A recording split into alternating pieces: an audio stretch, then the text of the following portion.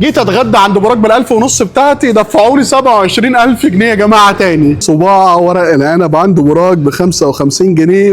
المصريين ما بيضحكش عليهم يا براك، انا جيت لك تاني هطلب بقيه المنيو واخد الألف ونص بتوعي. يا شيف براك فين الألف ونص بتوعي يا شيف براك؟ انا جاي لك مخصوص.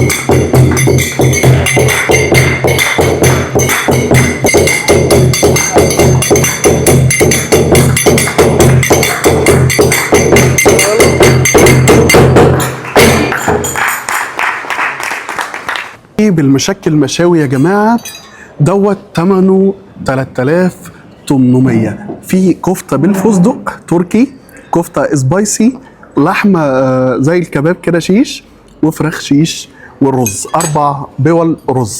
دي ثمنها 3800 جنيه. تعالوا نشوف الكفته اللي بالفستق. شايفين منظر كميه محترمه في الفستق صح؟ طعم الكفته واضح، تحس بيها مدهنينه شويه كده مع طعم الفستق مخليها طعمها حلو قوي. تحس فعلا تاكل حاجه كده انت في طعم جديد. هنشوف الكفته السبايسي. طعم السبايسي مش واضح قوي بس طعمها حلو كده، تحس فيها سنه طماطم بردك مع السبايسي، فيها طعم لذيذ. طيب خش على الكباب. الشو شغال اهو. قطعيه لحمه محترمه قوي يا جماعه. انا مش عارف بقى دي لحمه تركيه ولا لحمه بلدي بتاعت المصريين. بص الفراخ يعني تحس ان انت عايز تبلع بحاجه، فاحنا هناخد السلطه تزن سبيشال سلطه يا جماعه. هي عباره عن ايه؟ صوص طحينه، في حمص، في طماطم، في فلفل، في حبيبات قمح، وقطعتين باتون ساليه، وثمنها 365 جنيه. قال السلطه للناس بتوع الدايت دي مش تبعنا. ومعانا كتف خروف ضاني مشوي في الفرن مملح. بصوا يا جماعه منظر اللحمه لونها وردي، معاه رز بالمكسرات ب 3900 جنيه. ريحه الضاني واضحه قوي، طعم الضاني واضح وضوح الشمس، طعمها حلو. حلو ما فيهاش زفاره، طعم ضاني حلو ماشي اوكي. خلطه من فوق على 100. ولكن يا براك ايه 3900 جنيه كتف ضاني؟ غريب عننا شويتين. ونخش على البيرد بلاف اللي انا عملت لها الشو يا جماعه. 9 دبابيس ب 1900 جنيه مع الرز البسمتي. والاول مره اشوف لحمه الفراخ لونها وردي. انتوا عاملين دي ازاي؟ ده المندي التركي 9 دبابيس فراخ وجابهم لك في البيردي بلاف ب 1900 جنيه بس. 9 في خد محترمين. اي بنوته كيوت ملهاش في اللحمه الضاني ولا اللحمه خالص وبتحب الكوكو، الكوكو هنا عند براك جامد جدا جدا جدا. 9 دبابيس عرض يعني مفيش احسن من كده ب 1900 جنيه. خش على اللحمه البقري. وبراك التركي عنده طاجن لحمه بالبصل زي المصريين والبطاطس. صوص ديمكلاس ده انا اراهنك. طاجن لحمه بالبصل عند براك عايز ناكله بالشوكه والمعلقه زي ما انا ما عملت؟ لا بص انا عايز العيش ده لانه عجبني قوي. طعم العيش اللي في البيرد بلاف ده مسكر قوي. هات كده. بص المصريين هيعملوا ايه؟ هياخدوا حته بصل يا براك، حط حته البصل مع حته البطاطس الجميله. هي دي بقى لومه المصري ولاد بلدنا بقى. هي دي بقى المصريين هياكلوها كده يا براك. لو انت فاكر ان احنا هناكل بالشوكه والسكينه يبقى انت جاي في مكان غلط يا براك. بسم الله غطي الكاميرا.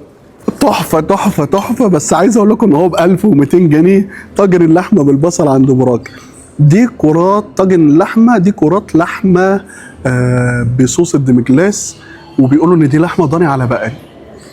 بص هي كرات اللحمه العاديه اللي احنا واخدين عليها كمصريين اللي بنعملها سندوتشات، عارفينها دي؟ كلنا عارفينها طبعا. طعمها الحلو العادي بس ده ب 950 جنيه. فده انا ما اجيش ليه تاني. تعالى ناخد ورقتين ورق عنب كده نصبر نفسنا بالورق العنب بتاعهم. زيت زيتون تقريبا ده. في صباع ورق العنب عند براك ب 55 جنيه.